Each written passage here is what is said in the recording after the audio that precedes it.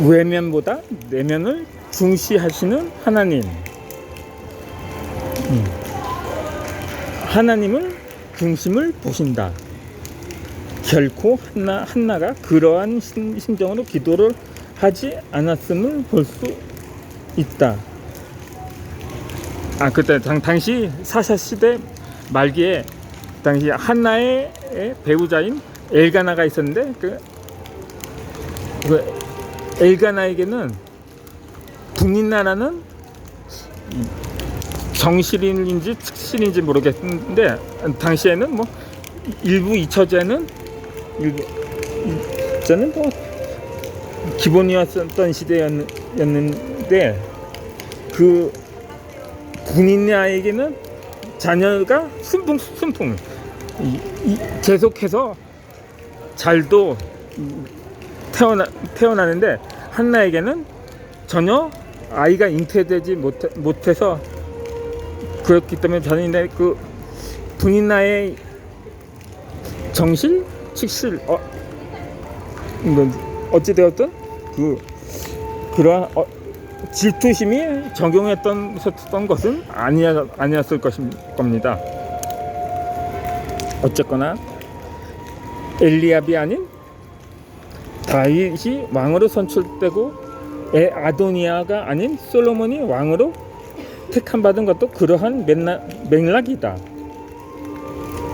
그런데 출신 성분에서 보면 솔로몬 출생 배경에 비해 아도니아의 출생 배경이 더 건전했다. 솔로몬은 부왕 다윗이 이미 임자가 있던 밧세바를 범하여 낳은 인물이었고 아도니아는 정식으로 낳은 아들이었기 때문이다. 아도니아는 다윗이 쫓길 때 은신처를 제공해준 아비가일의 아들이다. 아비가일에게는 원래 나발이라는 남편이 있었다. 그런데 나발이 사망하면서 과부가 되자 다윗은 아비가일을 위로하면서 연인으로 발전하게 된다. 결코 그것을 불륜이라고는 볼 수는 없죠. 이게 솔로몬 출생 비결과 아도니아의 출생 비결이 다른 점입니다. 반면 솔로몬은 다윗이 밧세바의 기존의 남편 우리아가 멀쩡하게 살아 있었을 때 동침하여 낳은 아들입니다. 그런데 아비가일의 전 남편 나발은 개인의 이익만 취한 사람이었다. 오죽하면 마음 착한 다윗조차 나발을 없애버리기로 작정한 상태였다. 그러자 아비가일은 하나님께서 치실 것이라며 만류하였다. 이때 다윗은 문득 자기가 과거에 했던 말을 떠올리게 된다. 한창 사울에게 쫓기고 있을 때 다윗을 도운 측근들이 왕을 치면 왕위에 오를 수 있다고 하자 다윗은 하나님께서 치실 것이라고 말했던가 기억났던 것이다. 서로 통하는 무언가가 있었기에 연인이 될 수 있었던 것이다. 따라서 아비가일이 왕비가 된 것은 가야의 수로 왕처럼 하늘이 정해준 배필이었기에 가능했다. 하지만 밧세바와의 관계는 하늘이 안 정해준 배필이었음에도 그의 아들이 왕이 된 것은 무슨 시츄에이션일까? 정답은 여기에 있습니다. 아도니아는 나발의 유전자를 물려받았고 솔로몬은 다윗의 겸손함과 믿음을 물려받았기 때문이다. 이렇듯 나발은 개인의 이익을 위해 기도했던 것이고 다윗은 공동체를 위해 기도한 것이다. 진정한 기도는 자신을 내려놓아야 하는 것이어야 한다. 이는 즉 그 시가 좋아야 한다는 의미인 것입니다.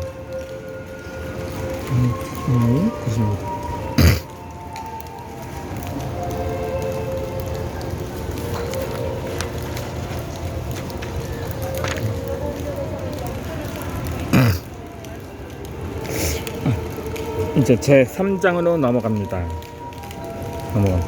더불어 사는 삶.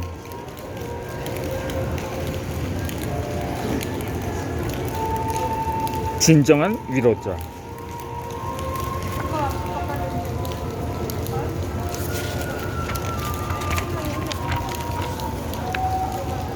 왜 페이지를 넘기냐 하면, 아니, 주격이 거의 뭐 이따만 해서 소제목과 그 타이틀 제목이 거의 뭐 한 페이지를 거의 다 채웠더라고요. 물론 소제목과 부제목과 몇 줄 게재를 해서 결국 본문 내용은 또 한 페이지를 넘겨서 등장하기 때문입니다. 사람들은 서로를 의지하고자 하는 습성을 지니고 있다. 어떤 이는 재물, 권력, 명예의, 가족을 의지하곤 한다. 또는 친구를 의지하기도 한다. 나에게 있어 위로자는 어머니라고 생각되었다. 상위 0.1% 가문에서 자라셨지만 시대를 잘못 만나 온갖 평지풍파를 겪고도 나를 여기까지 올 수 있게 하신 게 얼마나 영광인지 모른다. 그러나 이는 진정한 위로자라고 볼 수 없다. 사람과 사람 간의 관계나 국가와 국가 간의 관계도 마찬가지다. 심지어 가족 간의 관계와도 소환할 수 있기 때문이다. 대표적인 예로 김영직, 강반석 부부가 아들을 위해 얼마나 헌신을 했는가. 그런데 그 부부에게 돌아간 결과는 어떠했는가. 욥을 보더라도 그에게는 남 부럽지 않은, 아니 남이 부러워할 정도의 재산을 소유하였다. 그러나 자손과 자녀들 10명을 모두 잃고 병고에 시달리다 아내는 욥의 곁을 떠났다. 그를 찾아온 친구들은 또 뭐라고 했는가. 마치 그것 쌤통이라는 듯 만신창이가 된 욥을 조롱거리로 전환시킨 것이다. 이는 아내나 친구도 자식들도 결코 위로자가 되지 못했던 사례이기도 하다. 어느 절친이 살고 있었는데 이들은 서로 한 방을 쓸 만큼 각별한 사이였다. 그들은 해경이 되려고 고시를 치르느라 하숙을 하고 있었다. 그렇게 나란히 해경 시험을 치렀는데 한 명만 붙고 한 명은 낙방하게 된다. 그러니 둘은 서로 뭐라고 표현해야 할지 난감할 뿐이었다. 그러나 그것은 가면이었다. 그날 낙방한 친구가 합격한 친구에게 시험을 치르느라 고단했다며 드링크째를 건네두었다. 그날 밤 복통을 호소하자 병원으로 실려갔는데 그 친구는 결국 죽어버리고 말았다. 친구가 권해준 드링크제는 독국물이었다. 그에게는 그 친구가 동반자가 아닌 경쟁 상대였던 셈이다. 이것은 아무리 친한 친구라 할지라도 진정으로 위로자가 되어주진 않았던 것이다. 이는 국가와 사람 간의 관계에서도 볼 수 있다. 우리는 어떤 공동체를 통해 위로를 받는가? 어쩌면 대중문화를 통해서 위로를 받기도 한다. 그렇다면 우리가 의지하고픈 대상은 재물이나 권력일 수 있다. 그러면 인생이 안 헛될 것이라고 생각할 수 있다. 그런데 헛되다고 솔로몬은 말하였다. 이스라엘 왕이던 솔로몬도 광활한 영토, 그러니까 애굽에서부터 메소포타미아의 유브라데 강에 이르기까지 영역을 확장했던 임금이었다. 성전 건축의 길을 터주었고 왕비를 주어 혼인 동맹을 맺기도 했던 시대가 그때였다.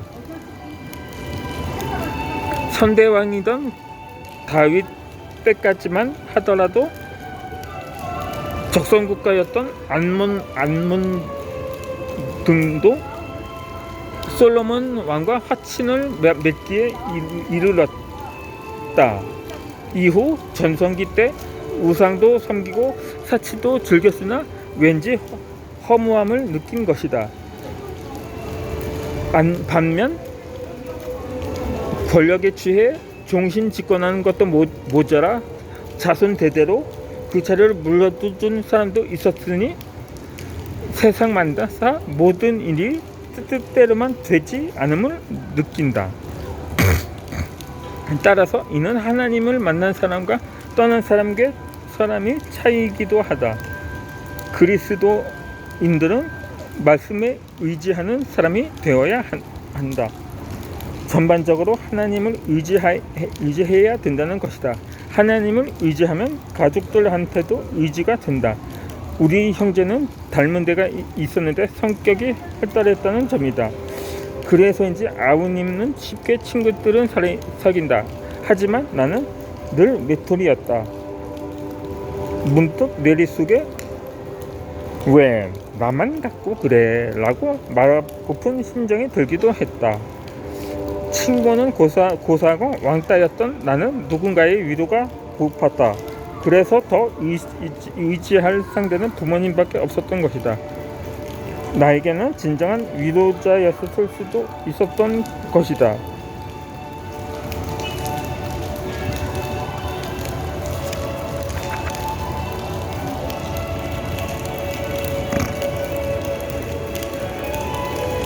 사실 부모님도 당시 맞벌이였기 때문에 혼자였던 날이 많았다. 가수 윤복희 권사의 노래 가사 중에 내가 만약 외로울 때면 누가 위로해 주겠습니까? 한번 흉내 내볼까요? 내가 만약 외로울 때면 누가 위로해 줄까? 죄송합니다.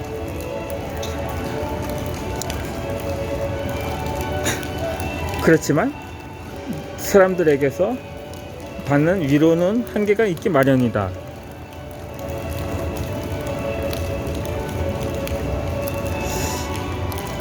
진정한 위로자이신 하나님을 찾을 때 마음의 평안함을 유지하게 될 것이다.